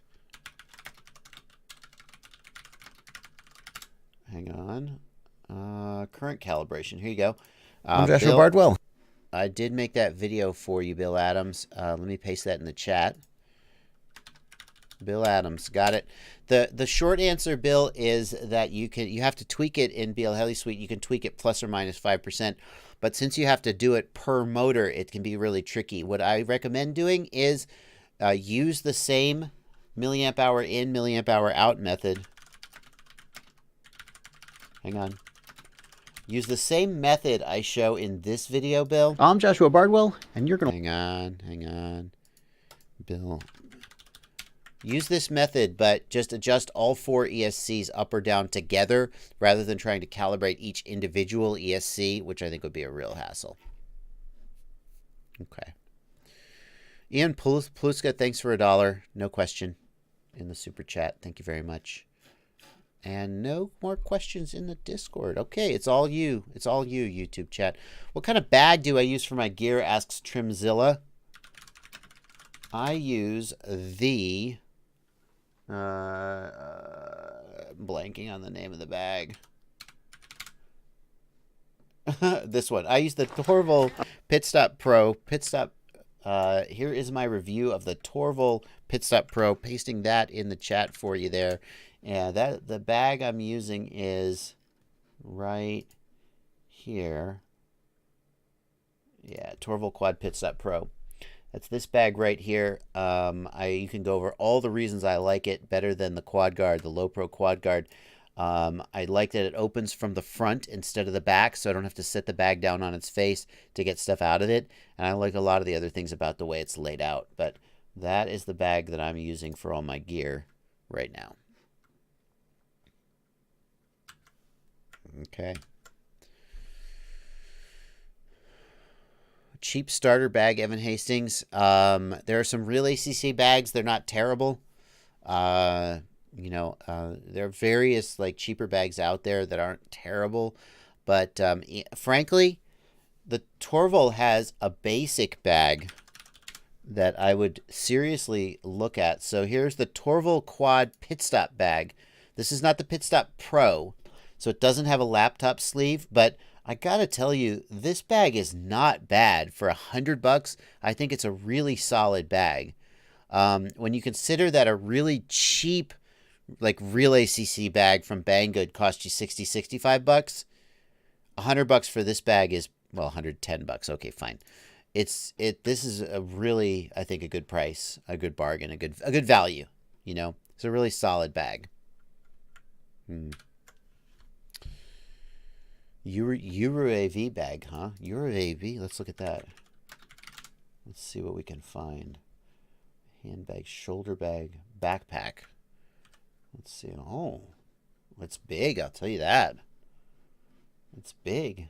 Let's see. It's hard to know. I mean, the build quality of a bag like this is pretty critical. The other thing about these cheaper bags is they tend to have a lot softer fabric and a lot more sag. And so you can stuff a bunch of stuff in it, but then it all just kind of falls together. That's not... Oh, for $40 though? Damn. Okay, for $40, I'd take a chance on it. Yeah. I mean, you can hardly go wrong for $40. I'd give it a go. Yeah. Interesting. Yeah, FPV Brothers, you could certainly try to get like a photography bag or a skateboarding bag as well. QuadGuard BPX. Yeah. Why does my quad fly different with PPM versus S-Bus? Ruben Ward, great question. First of all, stop flying PPM. Just don't do it. The reason is that there's latency. PPM has much higher latency than S-Bus. That's the answer, and that's probably what you're feeling. Let's see here. $2 from someone who redacted their message. Okay.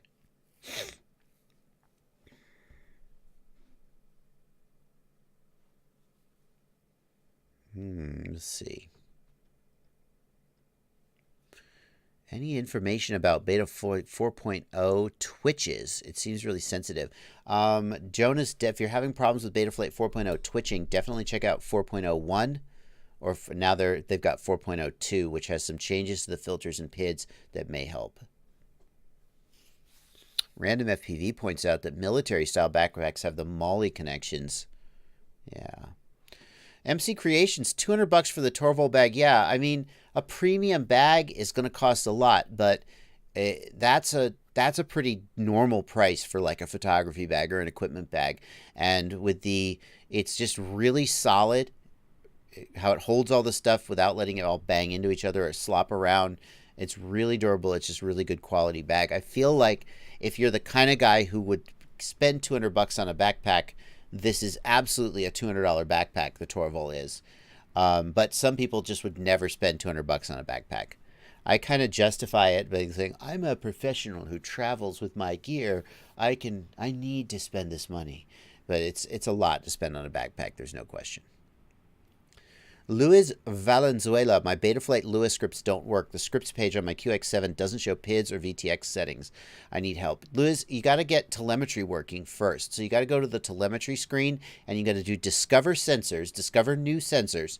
And then when you do that, you need to see all the sensors come in from the flight controller, not just the RSSI sensor, which comes from the receiver, but sensors like VFAS, ACCX, ACCY, ACCZ.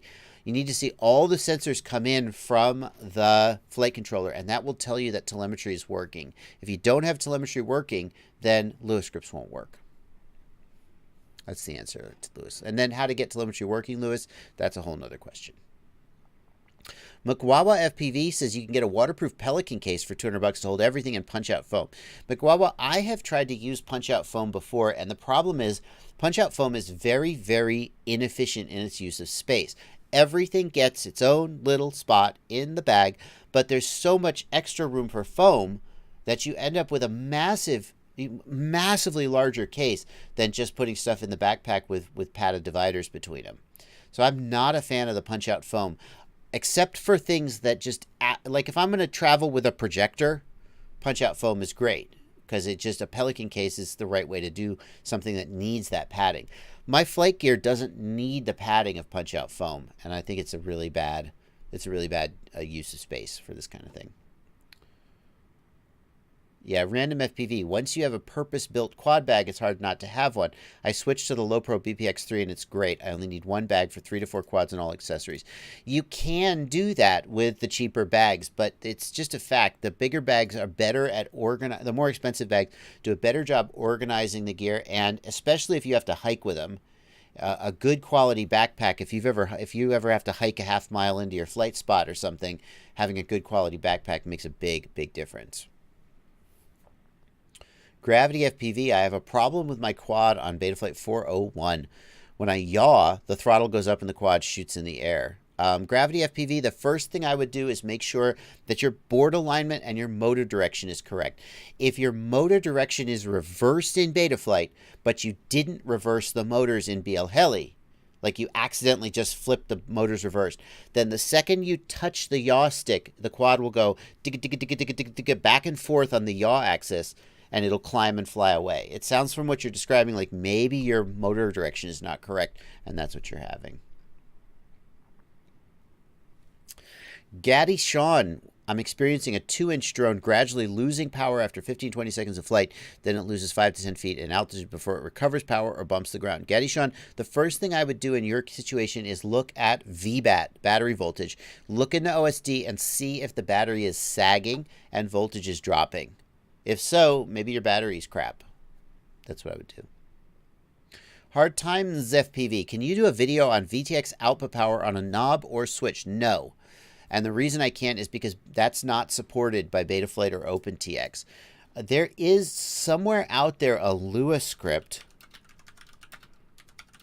Let me see if I can find it. There's a Lua script out there that can switch. Nope. Somewhere out there, there's a Lua script that can switch your VTX power on a switch. Here's a quote. Maybe it's here.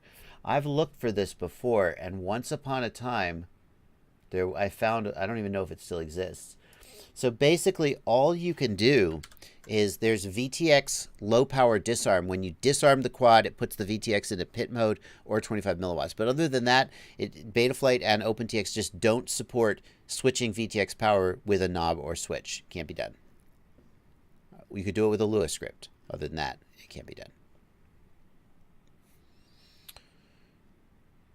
Let's see. Yeah, Green Thumb, where you live in the world has a big effect on whether you feel like $200 for a bag is a good deal.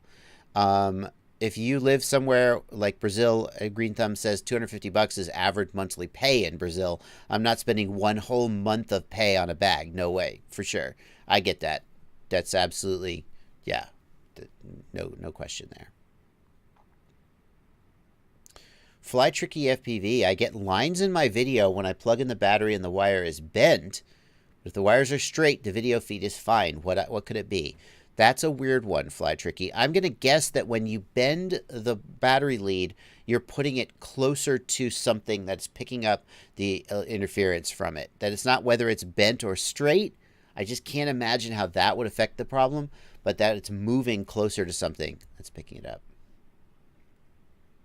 Blake Terra, what does F11 define in the OSD, and how do I know what milliwatt settings I'm at? Blake Terra, the way the Betaflight OSD works is F is Fat Shark band, 1 is the channel. So it'll say F1 or R1 for race 1. That's your band and channel. And then the last number in the Betaflight OSD is the power setting.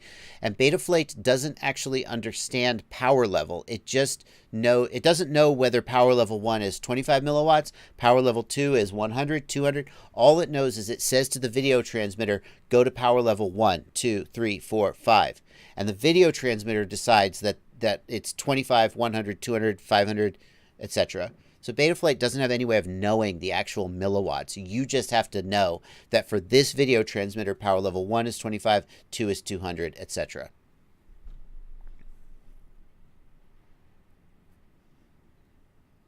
My TBS video transmitter is getting very hot, then it starts to flicker, then it blacks out. Tommy Tayan, good news, that's normal. That's how they work. The video transmitters we use are designed to work within airflow from the props. They have built-in cooling. So somebody once said, if this video transmitter is going to generate a ton of heat, let's put a giant heat sink on it. Oh, that's giant heat sink. Crap. That's heavy. We don't want that. Well, wait a minute. These quadcopters fly 70 miles an hour and the props are blowing air like crazy. We don't need a heat sink. They're air cooled. If you have your video transmitter powered on the ground with the quad disarmed, it heats up, then it flickers, and it shuts off to protect itself from overheating. So if that happens to you, turn the video transmitter power down and or arm the quad and just let the props idle until the video transmitter cools down from the airflow. That's the answer. This is something that all video transmitters do, Tommy, but some do it worse than others. The TBS video transmitters especially are very small for their output power, and the trade-off is that they build up heat a lot faster. So some video transmitters will never shut down. They'll always output 25 milliwatts. You know, they'll just drop down to a lower output power, but they'll never shut down. Other video transmitters, and the TBS Unifies, in my experience, do this pretty consistently. If you've got it set at 800 milliwatts, eventually it will just shut down and you won't get any video. So if that happens to you, arm the quad, idle the props, wait for it to cool down.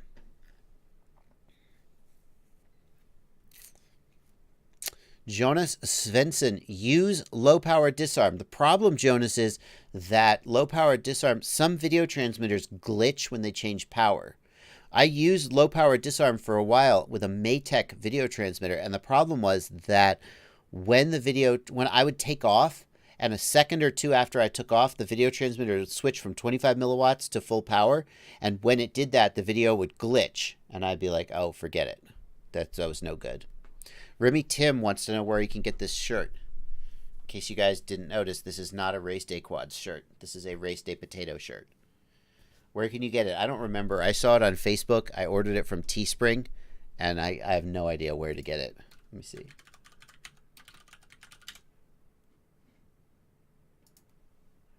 Can I find it?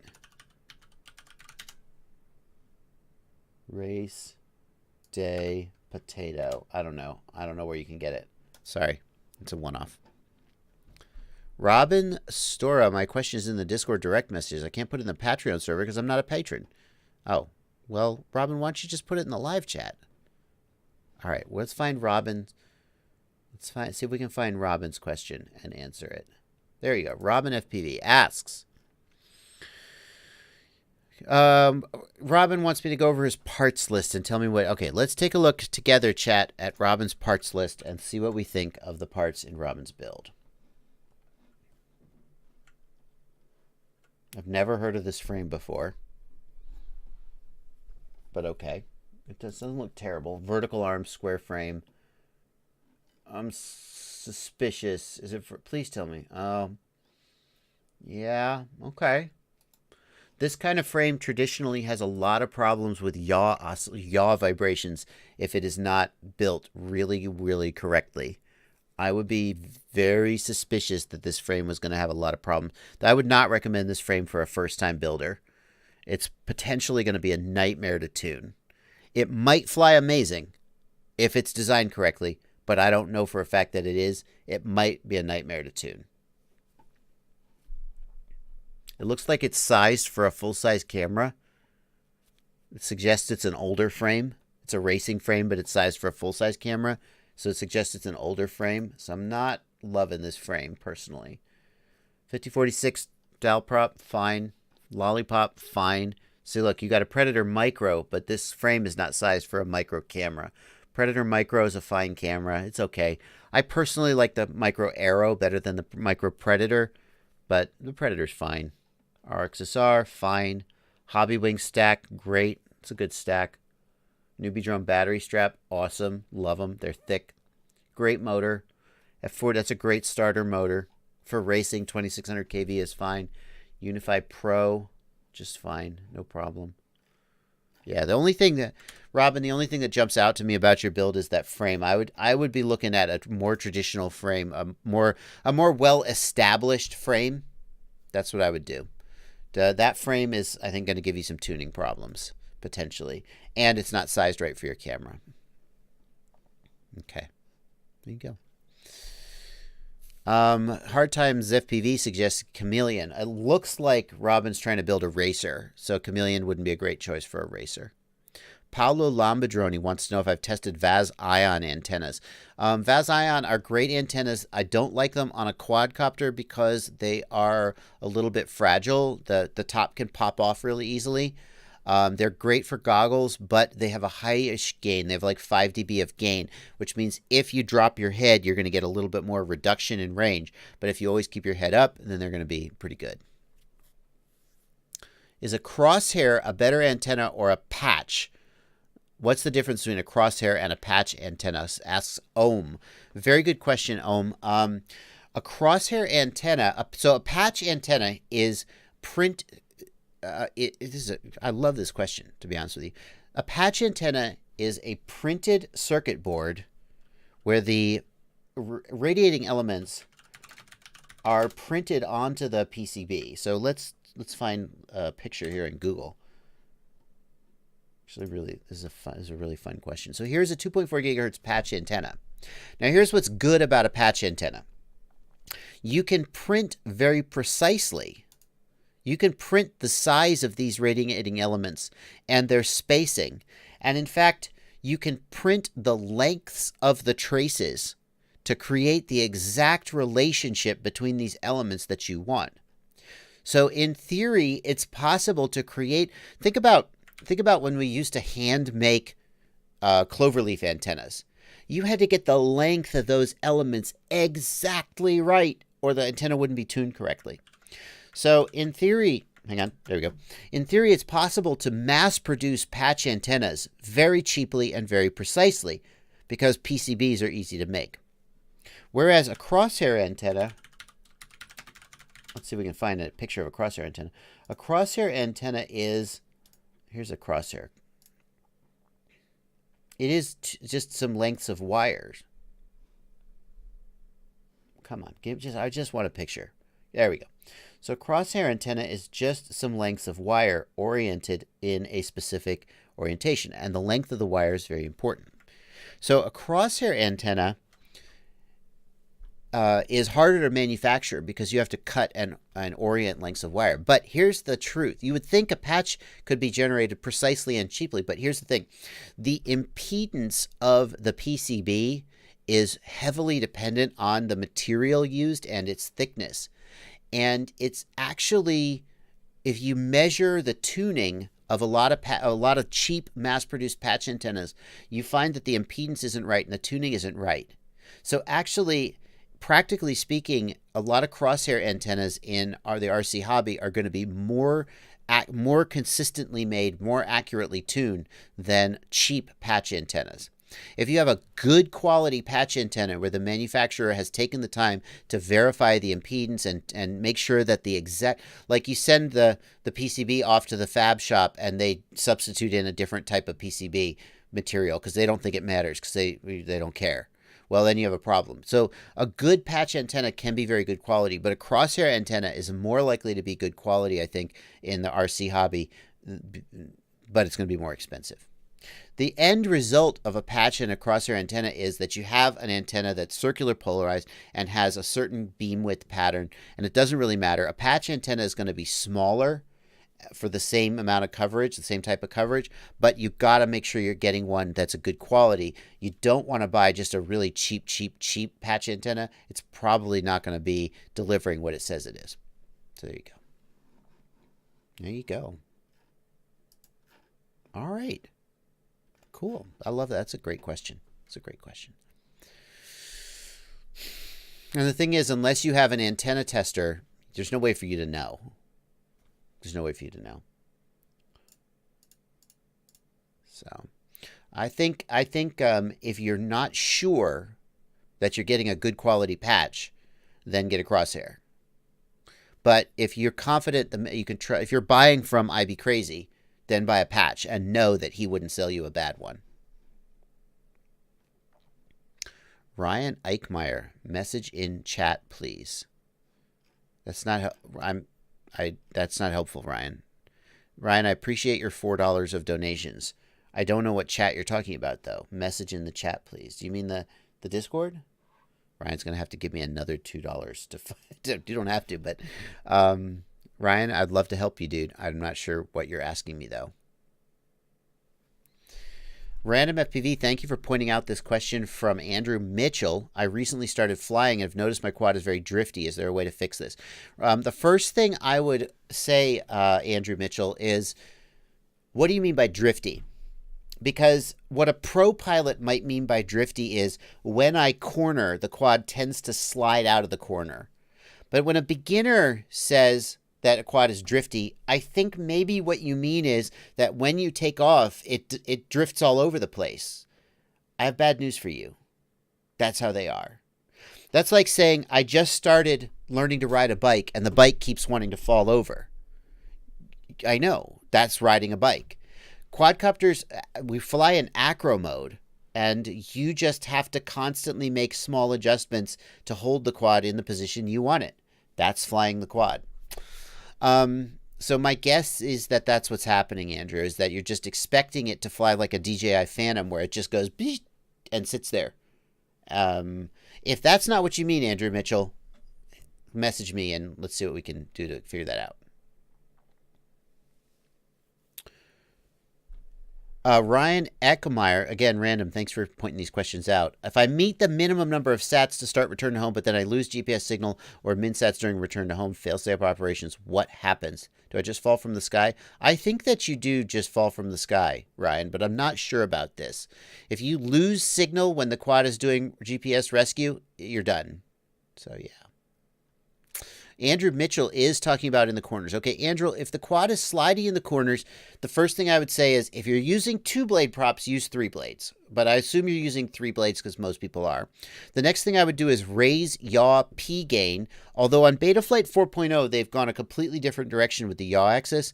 So if you're on 357, raise P gain. The other thing you can do, Andrew Mitchell, is raise the feed forward value in Betaflight 3.5 and 4.0. Raise feed forward. That's the next thing I would suggest. Okay. Yeah, that's the answer, Low Sky. Raise feed forward. Raise P. Yaw P will sharpen up turns. And then in Betaflight 3.5 and 4, raise feed forward. Okay.